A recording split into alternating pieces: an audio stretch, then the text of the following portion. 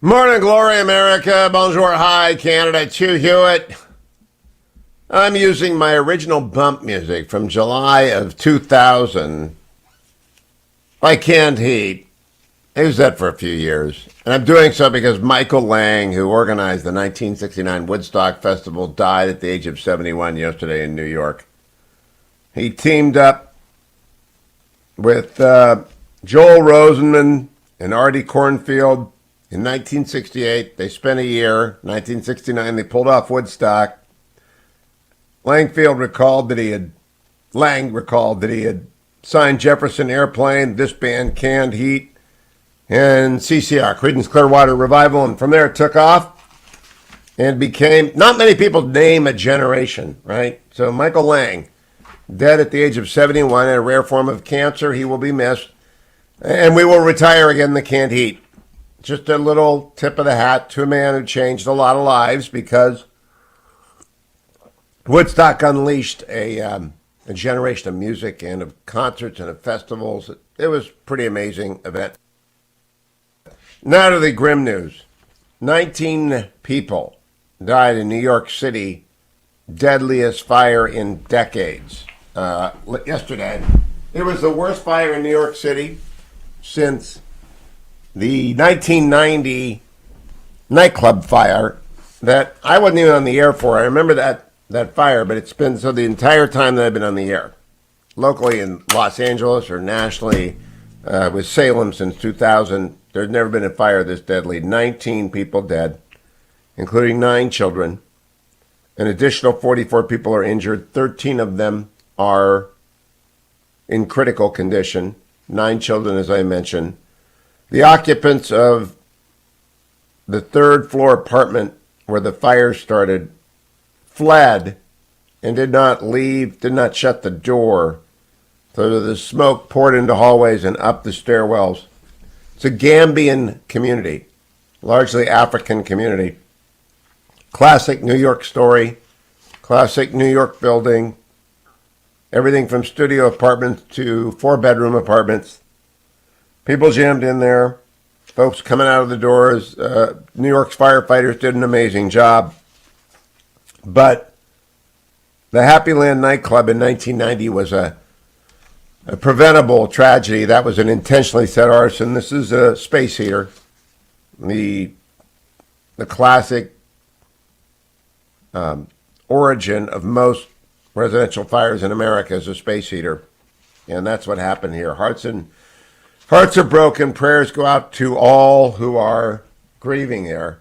The day before, 20 people died in Pakistan, 22 people, including 10 children, after being stuck in a sudden snowstorm in their vehicles overnight, and the temperatures plummeted. So we have a tragedy in New York of fire, and we have a tragedy of ice in Pakistan within 24 hours. 9 children in the former, 10 in the latter. You realize you don't really have any problems. You really don't have any problems when that happens. I was watching the Browns beat the Bengals yesterday and thinking to myself as that happened that most Americans complain about things that they really do not have any problems when they compared to real tragedy. God bless those people. Speaking of the playoffs, the wildest NFL week at the end, Big Ben is not done. As Tommy Viter said yesterday on the air, they're not ready for the glue factory yet. I'm not dead from Monty Python. Ben Roethlisberger comes back, beats the Ravens, goes in. So it's Raiders at the Bengals, Eagles at the Bucks, Steelers play the Chiefs. That's going to be ugly. Patriots play the Bills. That's going to be an interesting game. 49ers play the Cowboys. Cardinals at the Rams. Rams lost to the 49ers. Amazing game yesterday. So it all remains to be seen after that. But our hats are off to all those who got there. The Browns will be there next year. Biggest story economically, supply chain issues. Leave new homes without garage doors and gutters. I like this story simply because these are first world problems compared to the terrible tragedy that I just talked about. everywhere I go, including myself, we all have complaints about projects that are taking 3 times as long and cost twice as much as we expected, and that's because the pandemic. But they're not real problems. They're inconveniences. In fact, American finances, according to the Wall Street Journal this morning, got stronger during the pandemic. Yeah, they did. COVID has approached its peak in all parts of England, which is good news for us, meaning we're probably 3 weeks behind them. So 3 weeks from now, the numbers should begin to go down. Prime Minister Bennett of Israel appealed for patience amid public dismay over shifting unclear COVID rules. So it's not just us. Even though Israel does the best job, they have the same problem that our people do, which is talking too much and knowing too little. There's just not that much you can say other than get vaccinated, get a booster. If you're feeling unwell, stay home. Don't go out and spread it. They got 200 serious cases in Israel, which is really quite higher than they normally have for months. Good news for Republicans over the weekend. Both Senator John Thune, the second-ranking Republican in the Senate of South Dakota, Ron Johnson of Wisconsin, both declared they would run in 2022. No more retirements. That made Rick Scott, who is leading the National Republican Senatorial Committee effort, very happy. Incumbents are easier to raise money for. Incumbents win, typically. Ron Johnson's a significant, hard-nosed retail politician. He'll win. John Thune will win easily. Ron Johnson has a piece in the Wall Street Journal explaining why he's seeking a third term when he promised only to run for 2 originally. And I think Wisconsin voters will accept that. Interesting bit that the left should note, buried under all the other articles in the Washington Post. Joe Manchin had offered to spend $1.8 trillion in December. He had been working on a plan with the White House, and then he got hammered when he said no to BBB, which wasn't 1.8, it was 5 trillion. Any normal person, they just wouldn't budge. They lied to him. And then they berated him when he said no to BBB. He pulled that off the table. No, screw you. No, you don't get to beat me up in public and come back. That'll teach the kiddie corps over at the White House something. Paranoia is a rational response to a world gone mad. Joseph Epstein writes that in the Wall Street Journal this morning. It's a great essay. Go and read it. Abroad, Russia's Putin seizes on crises to assert control over the former Soviet republics. I think we all knew that. There are Russian troops in Kazakhstan this morning. NATO says, according to Jan Stoltenberg, the steely-eyed Secretary General of NATO, he's the guy from Europe we like, that they stand ready for conflict in Europe. Hardcore message to the Russians, the opposite of Joe Biden saying, I'm negotiating. We've sent Wendy Sherman. Now, many of you probably do not know who Wendy Sherman is. She, quote, negotiated the 1994 nuclear deal with North Korea that gave them a pathway to nuclear weapons. She, quote, negotiated the Iran deal under President Obama. I'm afraid she's our lead negotiator with Russia. I think Poland had better be ready for a partition and the Baltics for being reabsorbed into the Soviet Union. You send Wendy Sherman somewhere, hang on to your wallet. Russia is negotiating in public, according to the Times of Israel, ruling out concessions ahead of the security talks. Iran, by the way, sanctioned 52 Americans. They've threatened 52 Americans. One of them, Brian Hook, has been threatened with death, and a Princeton professor who worked for that murderous jihadi regime of the mullahs, he was chuckling about that on air. Princeton should have him fired today. The one thing that remains bipartisan, and I compliment Jake Sullivan, the National Security Advisor, who, I'm sure President Biden agreed, put out a note to the Iranians yesterday. They screw with any of our people. This is all about killing Soleimani, who was in Iraq to kill Americans. Soleimani was a war criminal. He killed thousands of Americans over a dozen years. Killing Soleimani was a right and just act. If they retaliated against any American, hell will rain down on them, and they know it. They know that. And so good for Jake Sullivan, the National Security Advisor, to make that known. I'm Hugh Hewitt. I'll be right back. Don't go anywhere. It's Monday. Get out of bed and get going, America. Warm it up. Get the car going. Like my voice, it has to warm up on the Hugh Hewitt Show. Welcome back, America. Michael Lane organized Woodstocks who are playing Woodstock bumps all week long. The help that I get from my friends on Monday morning includes Salena Zito with the Yinzer Report. She's the columnist for the D.C. Examiner, the Washington Examiner, the New York Post, the Wall Street Journal. Good morning, Salena. Happy Monday to you.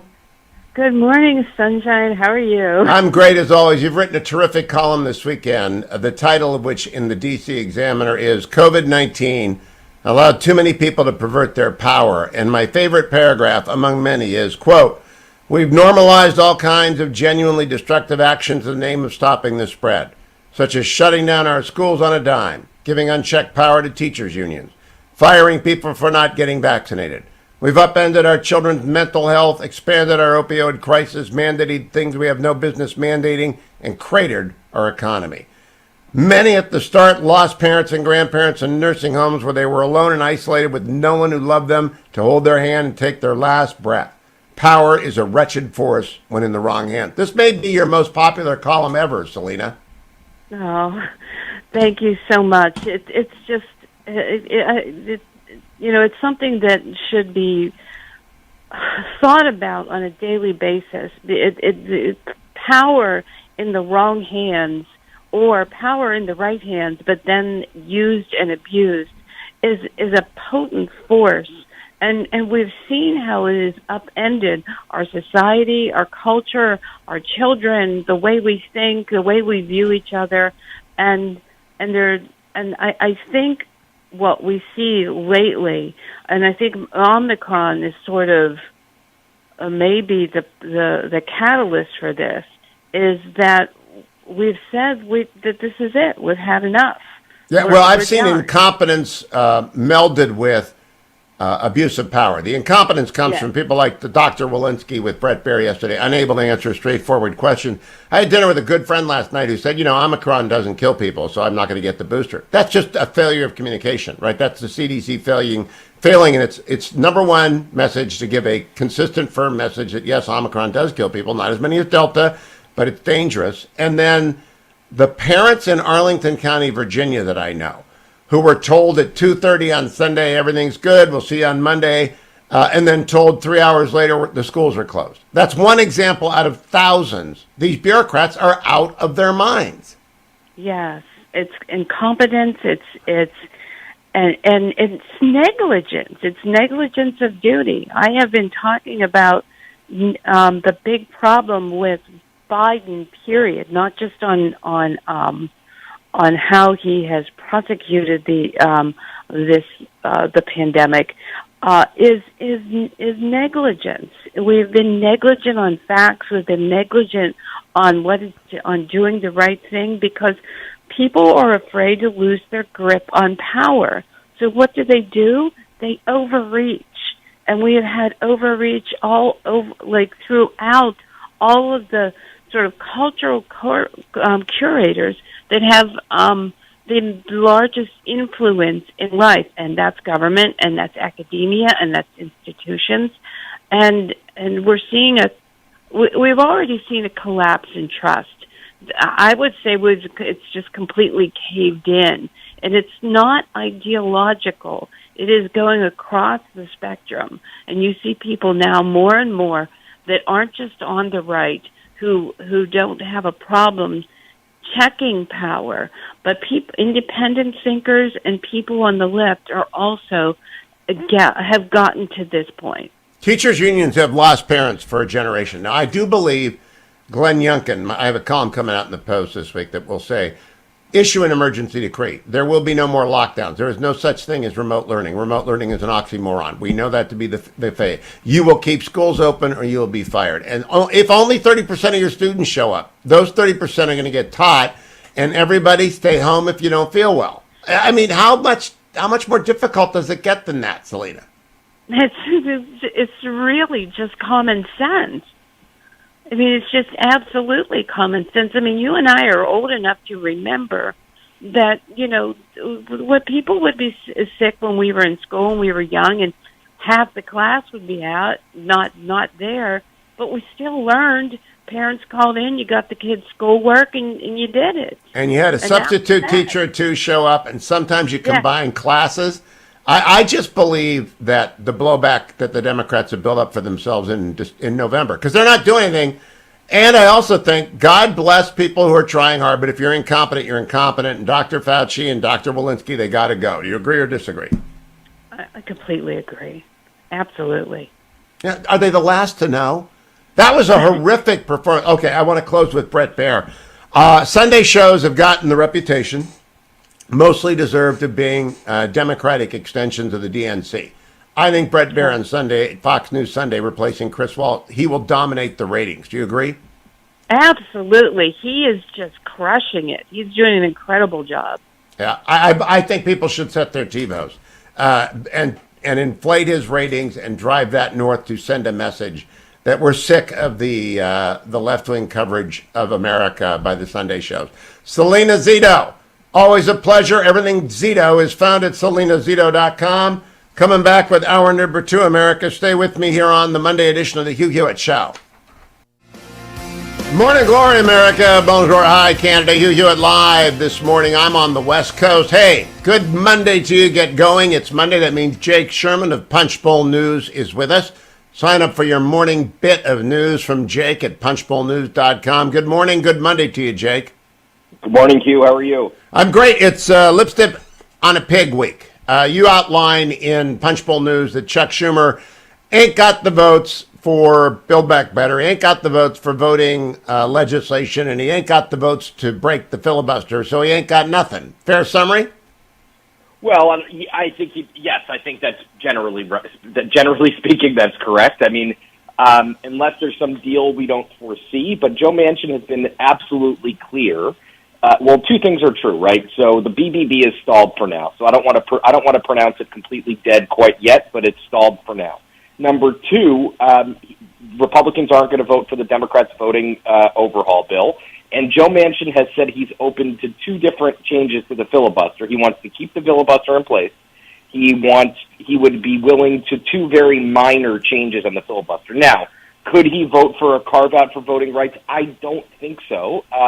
But you can never say definitively that something will or won't happen. But my reporting at this point tells me that he will not do so. I have listened to everything he has said, including especially the December 19th interview he did with Bret Baier.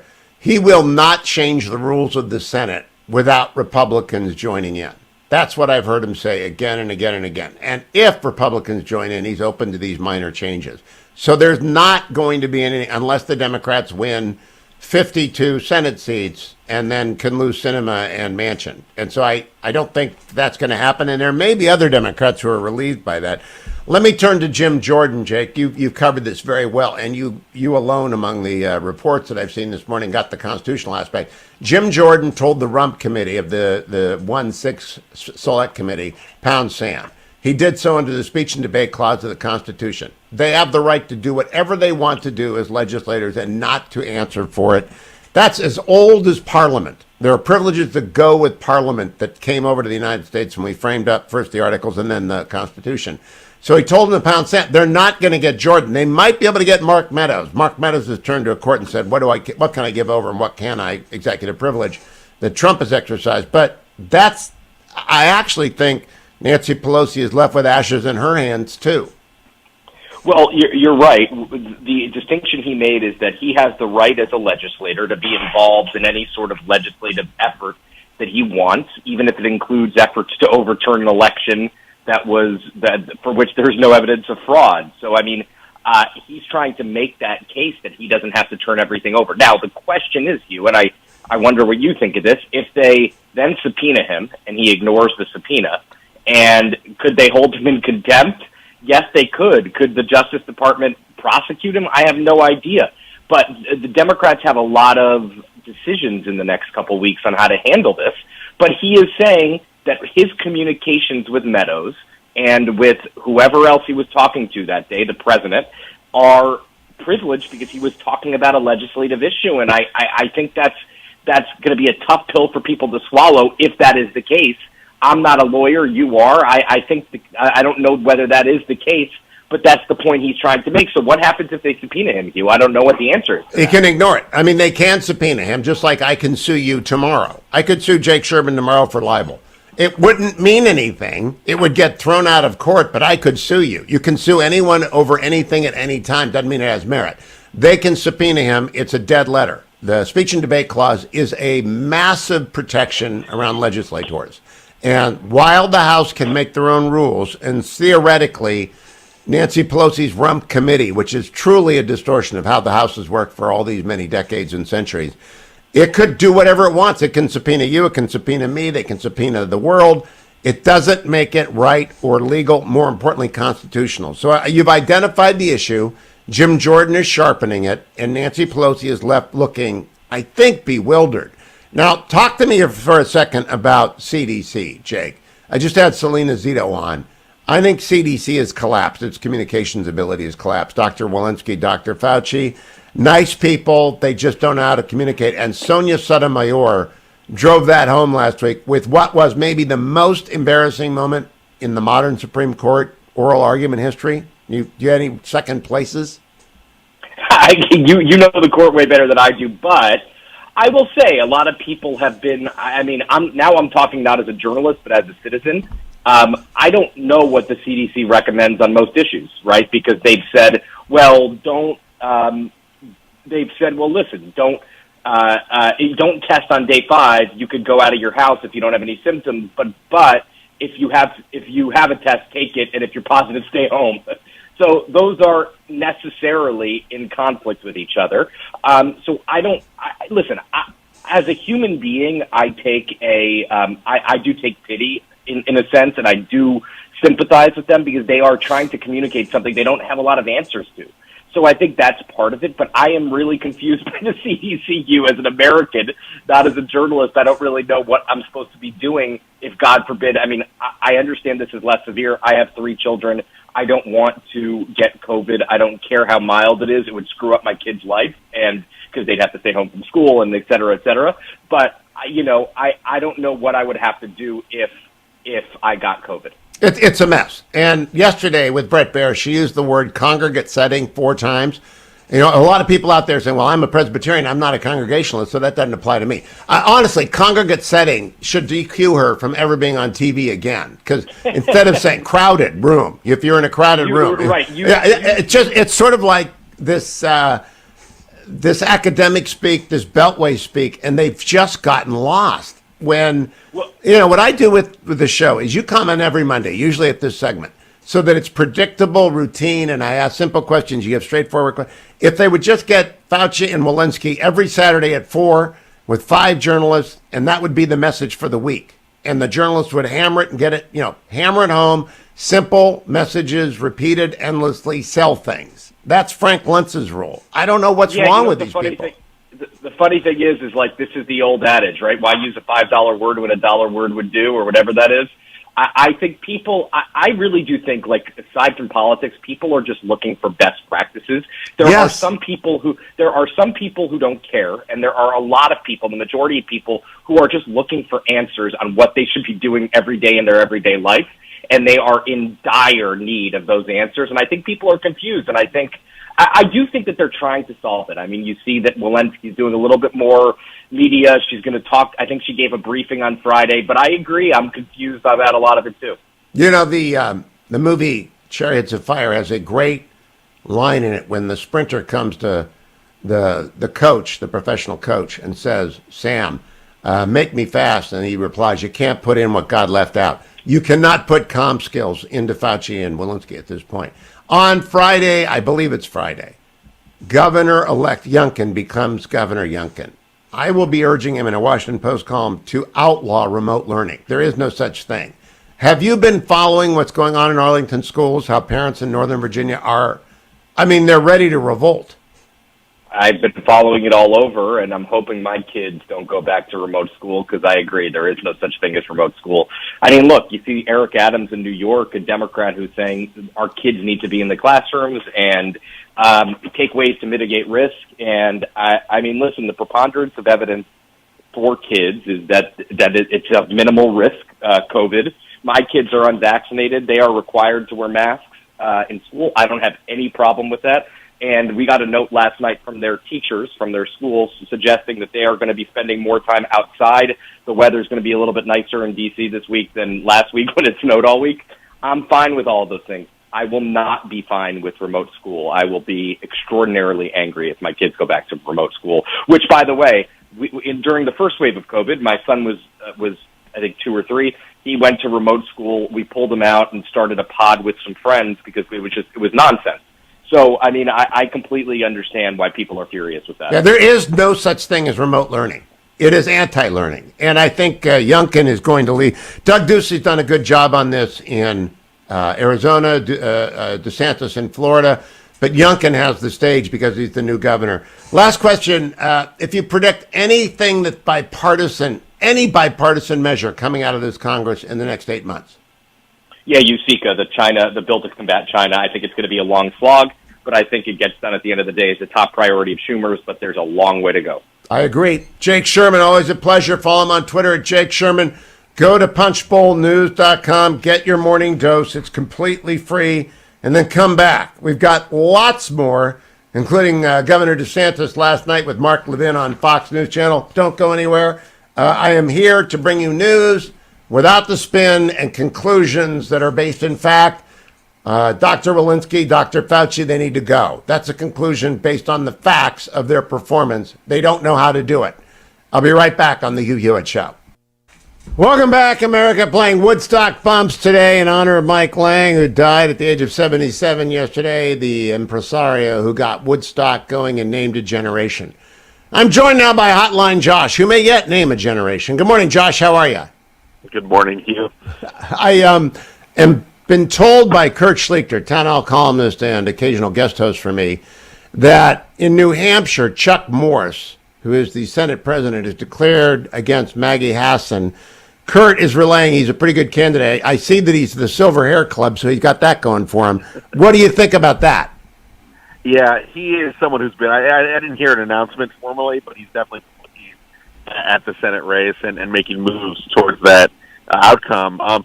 Yeah, I think there's going to be a primary in New Hampshire. I don't think anyone's going to clear the field. I've been a little surprised, to be honest, since after Governor Sununu decided he's not going to be running in that race, hasn't been more folks jumping into that field. But this Kelly Senator, I thought she would have been a good number 2, but she decided not to run. So there's not a huge bench, a lot of interesting names being talked about. I had wondered, by the way, Josh, you have to move your phone somewhere where you can hear you're breaking up. I thought John Sununu was going to run. Is that, Chris Sununu is the governor, he said no, but is John Sununu going to run? No, I have not heard that, and maybe you have other sources that say otherwise, but it looks like there's going to be a crowded field of candidates. Morse is one of them, but I imagine other folks are going to be checking out that race as well. Now, Rick Scott and the National Republican Senatorial Committee got good news over the weekend. Senator Scott wanted Ron Johnson to run in Wisconsin. He's going to, and Ron Johnson works hard. He's a very hard-working candidate. I've had my disagreements with him, but he is a retail politician extraordinaire. And then every Republican breathed a sigh of relief because they like John Thune. People just like John Thune. They wanted him to stay in the Senate and to succeed Mitch McConnell, I think. What'd you make of those two announcements? Yeah, big sigh of relief that John Thune was running for re-election, because a lot of folks from that sort of traditionalist wing of the party, the governing wing of the Republican Party, have decided to retire. You know, Rob Portman, Pat Toomey. There are a lot of folks that are really close to Thune that decided to leave, and there was real worry talking to senators that he could have made that same decision. Now he's running for re-election. He's saying he's not worried about a primary from the Trump right. It's a good sign for the Republican caucus and for Leader McConnell. Johnson, I think, is also good news just because Republicans didn't want to deal with a wide open primary at a time when they need to defend that seat. Johnson, I think has his issues. His favorability numbers are not that great in Wisconsin, but he has a Democratic field that's running far to the left, and I think Republicans are looking at that race much more optimistically because the Democratic field has moved to the extremes also in Wisconsin, and that's making and the environment as well being quite favorable to Republicans right now. The other unremarked upon very big development yesterday, Mike Rounds, who is very esteemed in the United States Senate, Republican, came out and said, Joe Biden won. There's no doubt about it. There's not even one state in doubt. And despite conspiracy theorists, despite the former president's arguments, despite everything you hear, when Mike Rounds comes out and says the Republicans, he's signaling that Republicans everywhere should not run on election conspiracies. They'll get killed. Isn't that how you read that? That's what every smart Republican I talk to has basically said, that the sweet spot is to support Trump's policies, but look to the future. Look at the issues facing the country right now. Any Republican that indulges or talks about election conspiracy theories of 2020 are really doing themselves political harm. And I'm not surprised Senator Rounds said that. He's been saying that for some time now. But there are a lot of these primaries in big Senate races where that's going to be a big test of which Republicans can stay pragmatic and can be sane and appeal to the broad center of American politics and win elections. I think Rounds got sent out there by Mitch to demonstrate to Republicans they hurt the party. They hurt every Republican when they play in conspiracy theories. Well, McConnell said that himself right before last year, right before the new year, where he said that he's looking at some of these Senate primaries and he remembers what happened in 2010, which was a huge Republican year, yet Republicans lost seats that were very winnable in three big states, three big races that looked like they were going to win. So that is the warning that McConnell has said pretty publicly, and but there's still challenges. There's still a lot of these primaries in states like Ohio, in states like Missouri, where you have some candidates that have been saying some pretty extreme things that are polling fairly well in these Republican fields. I think the sweet spot is we are uneasy with the innovations that were adopted hastily in the panic surrounding the COVID arrival. And we want to legislate to avoid rapid change and innovation that is not checked by appropriate judicial review. And we're going to insist on voter ID. But we are not going to indulge the fantasy that even one of the four states President Trump has contested is close, because they're not. No, and that's kind of Brian Kemp's position in Georgia, the governor of Georgia, who passed a slate of bills that actually respond. There were emergency measures that took place during the pandemic. He's rolling a lot back those emergency measures, but it's still drawing the wrath of President Trump. So that is the challenge that Republicans are facing across the country. Josh Kraushaar, Hotline Josh for the National Journal, one of the most respected pundits in America. Follow him at Hotline Josh. Read what he writes from the National Journal and come back tomorrow. Thank you, Dwayne. Thank you, Ben. Thank you, Dwayne. Thanks to all of you and Adam. I'll be back tomorrow on the next Hugh Hewitt Show.